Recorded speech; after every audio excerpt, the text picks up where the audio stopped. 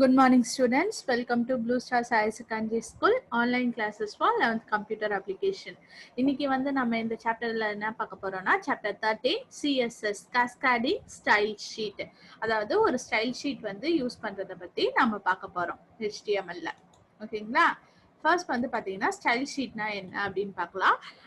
நம்ம லாஸ்ட் கிளாஸ்ல வந்து என்ன பார்த்தோம்னா HTML பத்தி பார்த்துருந்தோம். சாப்டர் 10, 11, 12 மூணுத்துலயுமே வந்து பாத்தீங்கன்னா HTML அதாவது 10ல வந்து ஸ்ட்ரக்சரல் டேக்ஸ் அது என்னென்ன டேக்ஸ்லாம் பேசிக் டேக்ஸ் அதை பார்த்தோம். அதுக்கப்புறம் வந்து பாத்தீங்கன்னா சாப்டர் 11ல வந்து how to format your text, tables எப்படி கிரியேட் பண்றது, ஃபார்ம்ஸ், லிங்க்ஸ் இதெல்லாம் பார்த்தோம். அதுக்கப்புறம் சாப்டர் 12 ப்ரீவியஸ் சாப்டர்ல வந்து என்ன பார்த்தோம்னா இது ஆடிங் மல்டிமீடியா எலமெண்ட்ஸ், அதாவது ஒரு ஜிப், ஒரு இமேஜோ இல்ல சவுண்டு இல்ல வீடியோ இதை வந்து எப்படி ஆட் பண்றது, மார்க்கிவ் டேக் யூஸ் பண்றது, அதுக்கப்புறம் ஒரு ஃபார்ம் எப்படி கிரியேட் பண்றது இதெல்லாம் வந்து பார்த்தோம். அது மட்டும் இல்லாம இப்ப ஃபார் எக்ஸாம்பிள் ஹோல் டாக்குமெண்ட்டுக்குமே வந்து பாத்தீங்கன்னா ஒரு சில டேக்ஸ் வந்து தேவைப்படும், ஒரே மாதிரியே இருக்கணும். இப்ப H1 டேக்ல H1 டேக்னு கொடுக்குறோம். அதனுடைய ஆட்ரிபியூட்ஸ் வந்து பாத்தீங்கன்னா நான் எந்த இடத்துல H1 கொடுக்குறோனோ எல்லா இடத்துலயுமே அந்த ஆட்ரிபியூட்ஸ் வந்து இருக்கணும். இப்ப H1 alignment equal to centre அப்படின்னு கொடுத்தோம்னா அது வந்து பாத்தீங்கன்னா நான் ஒவ்வொரு டைமும் கொடுக்கறது வந்து கஷ்டமா இருக்கும்ல. சோ அது போல கொடுக்கறதுக்கு பத்தி நான் ஒரே ஒரு தடவை மட்டும் கொடுத்துட்டு அதை வந்து நான் யூஸ் பண்ணிக்கிறதுக்கு தான் வந்து பாத்தீங்கன்னா இந்த காஸ்கேடிங் ஸ்டைல் ஷீட் வந்து யூஸ் பண்ணுவாங்க. யூனிஃபார்மா ஹோல் டாக்குமெண்ட்டுக்கு நம்ம யூஸ் பண்ணலாம். ஃபார் எக்ஸாம்பிள் இங்க பாத்தீங்கன்னா ஸ்டைல், இந்த ஸ்டைலுக்குள்ள வந்து பாத்தீங்கன்னா H3 colour blue, font family வந்து Copperplate, Gothic, Bold, font size கொடுத்துட்டாங்க. இப்ப வந்து நான் எந்தெந்த இடத்துல H3 யூஸ் பண்றேனோ அந்த இடத்துல வந்து பாத்தீங்கன்னா அதனுடைய ஃபாண்ட் கலரு, அதனுடைய சைஸ், அந்த ஃபாண்ட் இது ஸ்டைல் எல்லாமே வந்து சேமா இருக்கு. எல்லா இடத்துலயுமே H3 எங்கெல்லாம் வருதோ அங்கெல்லாம் வரணும். ஓகேங்களா? அதுக்கு உண்டான கோடிங் வந்து இங்க கொடுத்துருக்காங்க. இதை நம்ம வந்து ப்ரோக்ராம்ல பார்ப்போம். ஓகேங்களா? இப்ப இந்த ப்ரோக்ராம்ல பாத்தீங்கன்னா நான் இதுக்கு மட்டும் H1 கொடுத்துக்கிறேன், உங்களுக்கு வந்து டிஃபரன்ஸ் தெரியறதுக்காக. ஓகேங்களா? சேவ் பண்ணிட்டாச்சு. இப்ப வந்து இதை வந்து நான் ரன் பண்ணி பார்க்க போறேன்.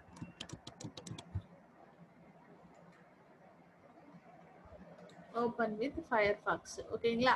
இப்ப நம்ம மீதி ரெண்டும் பாருங்க H3 டேக்ல இருக்கு. நம்ம என்ன கொடுத்தோம், அதனுடைய ஃபாண்ட் கலர் வந்து ப்ளூ, அதுக்கப்புறம் அது கோதிக் போல்டு அந்த ஃபாண்ட் ஸ்டைல்ல இருக்கணும். இதை வந்து நமக்கு அதனுடைய சைஸ் எல்லாமே கொடுத்துருந்தோம். இந்த டேக் மட்டும் வந்து பாத்தீங்கன்னா H1 கொடுத்தோம். ஸோ அதனுடைய இன்ஃப்ளூயன்ஸ் வந்து இதுல கிடையாது. நான் எங்கெல்லாம் H3 யூஸ் பண்ணிருக்கணும் அங்க மட்டும்தான் வந்திருக்கு. ஓகேங்களா? இதுதான் வந்து பாத்தீங்கன்னா நம்ம வந்து ஒரு டேக் வந்து எங்கெல்லாம் யூஸ் பண்றோமோ அங்க யூஸ் பண்றதுக்கு ஒன்ஸ் நம்ம டிக்ளேர் பண்ணிட்டா போதும், அது அந்தந்த இடத்துல வந்து நம்மளால யூஸ் பண்ணிக்க முடியும். ஓகேங்களா? அதுக்குதான் இந்த ஸ்டைல் ஷீட் வந்து யூஸ் பண்றாங்க. நெக்ஸ்ட் வந்து பாத்தீங்கன்னா இதுல வந்து பாத்தீங்கன்னா சேம் டைப் ஆஃப் ஸ்டைல் வந்து ஒரே மாதிரி இது பண்றது வந்து HTML டாக்குமெண்ட்ல வந்து பாத்தீங்கன்னா பாசிபிள் கிடையாது. அப்ப வந்து இந்த ஸ்டைல் டேக்ஸ் வந்து யூஸ் பண்றோம். இதை பேஜ் லெவல் ஸ்டைல்ஸ் சொல்லுவாங்க, இல்ல internal style sheet. Internal style ஷீட்னா அந்த HTML டாக்குமெண்ட்டுக்குள்ளேயே ஒரு ஸ்டைல் டேக் யூஸ் பண்ணி, இப்ப ப்ரீவியஸ் கோடிங் பாத்தீங்கல்ல, இல்ல வந்து பாத்தீங்கன்னா இது கோடிங்குள்ள HTML டாக்குமெண்ட்டுக்குள்ளேயே வந்து பாத்தீங்கன்னா நம்ம ஸ்டைல் யூஸ் பண்றோம்ல, இத வந்து என்ன சொல்லுவாங்கன்னா page level styles, internal style ஷீட்னு சொல்லுவாங்க.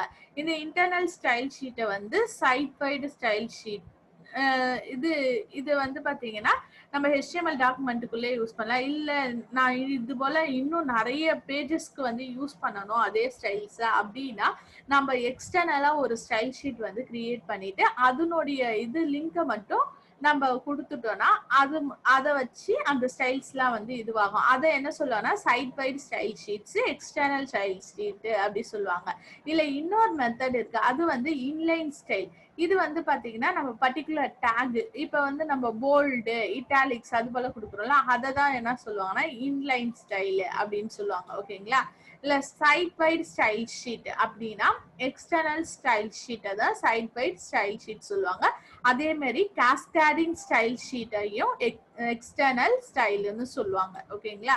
இந்த கேஸ்கேடிங் ஸ்டைல் ஷீட் வந்து பாத்தீங்கன்னா எப்படி டிஸ்கிரைப் பண்ணுவாங்கன்னா ஒரு HTML டாக்குமெண்ட்டை எப்படிலாம் ஃபார்மேட் பண்ணுறது அப்படின்றது தான் வந்து பாத்தீங்கன்னா இந்த CSS வந்து யூஸ் பண்ணுவாங்க. இதுல வந்து பாத்தீங்கன்னா ஒரு ஃபாண்டோடைய கலரு, ஸ்டைலு, எவ்வளோ ஸ்பேஸ் வரணும், அதனுடைய காலம் சைஸ் என்ன, பார்டர் எவ்வளோ, அதுக்கப்புறம் பேக்ரவுண்ட் இமேஜ் என்ன வரணும், அதனுடைய எஃபெக்ட் எப்படி இருக்கணும், இது எல்லாமே வந்து பாத்தீங்கன்னா இந்த எக்ஸ்டர்னல் ஸ்டைல் ஃபைல்ல வந்து நம்ம இது பண்ணுவோம்.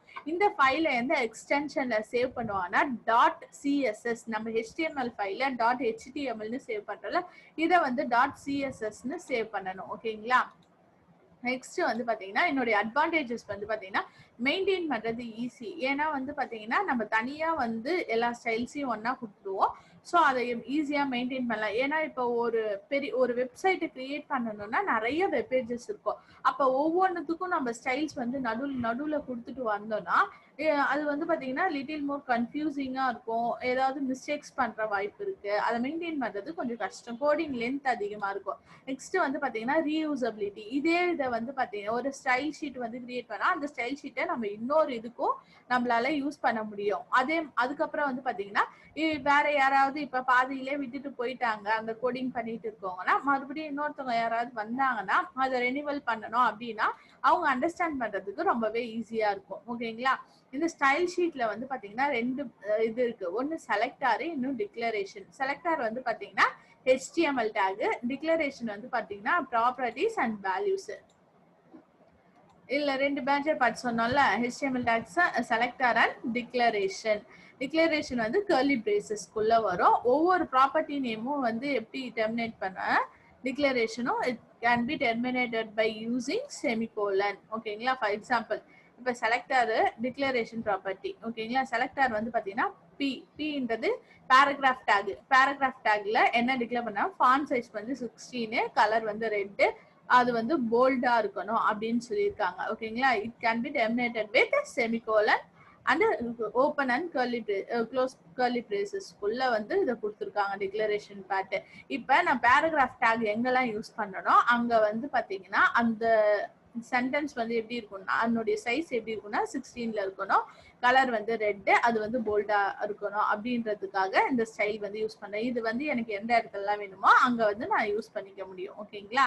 இல்ல வந்து பாத்தீங்கன்னா டெக்ஸ்ட் கலர் அப்படின்னு அதுக்கு வந்து ப்ரீ டிஃபைன் வேல்யூஸ். எப்படி நம்ம கலர் கோலன் பிங்க் இப்போல நம்ம என்ன கலர் வேணுமோ கொடுத்துக்கலாம். அது மாதிரி டெக்ஸ்ட் அலைன் பண்ணிக்கலாம். ஃபாண்ட் டைப், ஃபாண்ட் ஃபேமிலி, அதாவது ஃபாண்ட் ஃபேமிலினா டைம்ஸ் நியூ ரோமனா, ஏரியல் பிளாக்கா, அல்ஜீரியனா, அதை வந்து நம்ம இது பண்ணலாம். ஃபாண்ட் ஸ்டைல் வந்து போல்டா, இட்டாலிக்கா, நார்மலா அப்படின்றது. அதுக்கப்புறம் வந்து பாத்தீங்கன்னா ஃபாண்ட் சைஸ் வந்து பிக்சல்ல கொடுத்துருக்கோம். அப்புறம் பேக்ரவுண்ட் கலர் என்ன, பார்டருடைய திக்னஸ், நம்ம பேக்ரவுண்ட் இமேஜ் கொடுக்கறது, இது எல்லாமே வந்து பாத்தீங்கன்னா இப்ப ஒரு பேராகிராஃப்க்கு மார்ஜின் செட் பண்றது, எந்த டைரக்ஷன்ல வந்து அந்த இமேஜ் இருக்கணும், இது எல்லாமே வந்து பாத்தீங்கன்னா நம்ம வந்து செட் பண்ண முடியும். ஓகேங்களா? ஒரு ஸ்டைல் ஷீட் எப்படி கிரியேட் பண்ணணும்னா ஒரு நோட்பேட், எம்டி நோட்பேட் ஓபன் பண்ணிட்டு இப்ப நம்ம மேல வந்து பி கொடுத்துட்டு அதுக்கப்புறம் அந்த ஃபார்ம்ஸ் டிக்ளரேஷன் ஃபார்ம் போட்டோம்ல அதை வந்து டைப் பண்ணிட்டு சேவ் பண்ணணும். .css இந்த எக்ஸ்டென்ஷன்ல சேவ் பண்ணீங்கன்னா அது சேவ் ஆயிடும். ஓகேங்களா?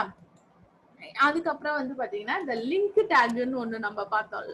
அதே மாதிரி REL அந்த லிங்க் டேக்கை வந்து யூஸ் பண்ணி நம்ம வந்து இந்த CSS ஃபைல வந்து இது பண்ண போறோம். லிங்க் டேக் வந்து எங்க பார்த்தோம், லிங்க்ஸ் லிஸ்ட் லிங்க் பார்த்தோம்ல சாப்டர் 11ல, அதுதான் அந்த லிங்க்ல வந்து பாத்தீங்கன்னா REL ஸ்டைல் ஷீட். என்ன டைப் ஆஃப் ஸ்டைல் ஷீட், டெக்ஸ்டா CSS ஸ்டைல் ஷீட், HRFனா அந்த ஃபைலோடைய எக்ஸ்டென்ஷன். இப்போ mystyle.css அது போல வந்து நம்ம கொடுக்கறத கொடுத்துட்டு அதை கொடுத்தோம்னா இப்போ ஃபார் எக்ஸாம்பிள் இங்க mystyle.css இது ஒரு ஃபைல்ல கொடுத்து சேவ் பண்ணிட்டா நெக்ஸ்ட் இன்னொரு நியூ பேஜ் ஓபன் பண்ணி நோட்பேட்ல இதை டைப் பண்றாங்க. இங்க பாருங்க கொடுத்துருக்காங்க. இந்த ஃபாண்ட் ஸ்டைல அந்த லிங்க்ல இருந்து அதை டைரக்டா ஆக்சஸ் பண்ணிக்கும். ஓகேங்களா? இத வந்து நம்ம ரன் பண்ணி பாத்தீங்கன்னா உங்களுக்கு வந்து புரியும்.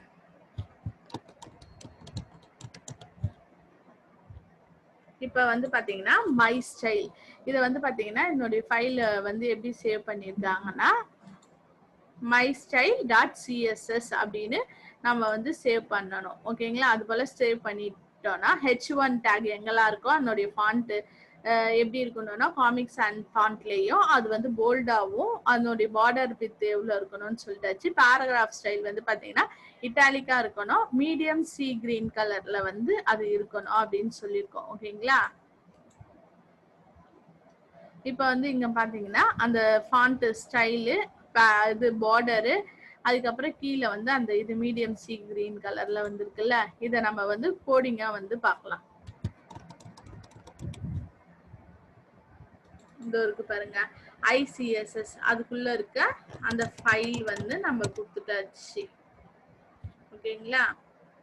இதை வந்து நம்ம ஃபயர்ஃபாக்ஸ்ல வந்து ஓபன் பண்ணிக்கிறோம். இங்க பாத்தீங்கன்னா உங்களுக்கு ரன் ஆனதுக்கு அப்புறம் தெரியும் அதனுடைய பார்டர் வந்து எவ்வளவு பிக்சல்ல வரணும், என்ன கலர்ல வரணும், இது எந்த ஃபாண்ட்ல இருக்கணும், அதுக்கப்புறம் இது மீடியம் சி கிரீன் இட்டாலிக்ல இருக்கணும் அப்படின்னு நம்ம அந்த ஃபாண்ட் கொடுத்தோம்ல, அதே தான் வந்து இங்க வந்துருக்கு பாருங்க.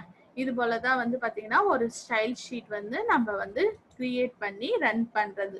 நெக்ஸ்ட் வந்து பாத்தீங்கன்னா இந்த கேஸ்கேடிங் ஸ்டைல் ஷீட்ல கமெண்ட்ஸ்னு ஒன்று யூஸ் பண்ணுவாங்க. இப்போ சம்டைம்ஸ் வந்து பாத்தீங்கன்னா நம்ம அடிஷ்னல் கமெண்ட்ஸ் வந்து தேவைப்படும். அப்ப வந்து என்ன கொடுக்கணும்னா இந்த கமெண்ட் லைனுக்குள்ள வந்து நம்ம கமெண்ட் வந்து கொடுத்துக்கலாம். ஓகேங்களா? அதுக்கு வந்து பாத்தீங்கன்னா ஸ்லாஷ் ஸ்டார் யூஸ் பண்ணி this is the comment in style sheet, அது போல வந்து நம்ம சிம்பிளா நம்மளுடைய கமெண்ட்ஸ் வந்து சேவ் பண்ணிக்கலாம்.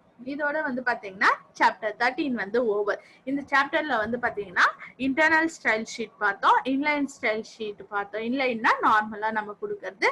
எக்ஸ்டர்னல் ஸ்டைல் ஷீட் பார்த்தோம். எக்ஸ்டர்னல் ஷீட் எப்படி வந்து ஒரு ஸ்டைல் ஷீட் வந்து எக்ஸ்டர்னலா கிரியேட் பண்ணிட்டு அதை லிங்க் பண்றதுன்னு பார்த்தோம். ஓகேங்களா? நீங்களும் வந்து பாத்தீங்கன்னா இந்த ப்ரோக்ராம்ஸை ரன் பண்ணி பாருங்க. அப்பதான் வந்து பாத்தீங்கன்னா உங்களுக்கும் வந்து எப்படி ரன் ஆகுது, நீங்க இந்த பேராகிராஃப்க்கு பத்தி வேற ஏதாவது போட்டு கிரியேட் பண்ணி பண்ணலாம். அதுக்கப்புறம் வந்து பாத்தீங்கன்னா இதுல வந்து நம்ம பார்த்தோம்ல HTML டாக்குமெண்ட் 10, 11, 12, 13 இந்த 4 சாப்டருமே வந்து பாத்தீங்கன்னா 4த்துல இருக்க டேக்ஸ் எல்லாத்தையும் வச்சு ஒரு வெப்சைட் மாதிரி ஸ்கூலுக்கு ஒரு வெப்சைட் மாதிரி கிரியேட் பண்ணி ட்ரை பண்ணுங்க. ஓகேங்களா? தேங்க்யூ. இதோட வந்து இந்த கிளாஸ் ஓவர் ஆயிடுச்சு.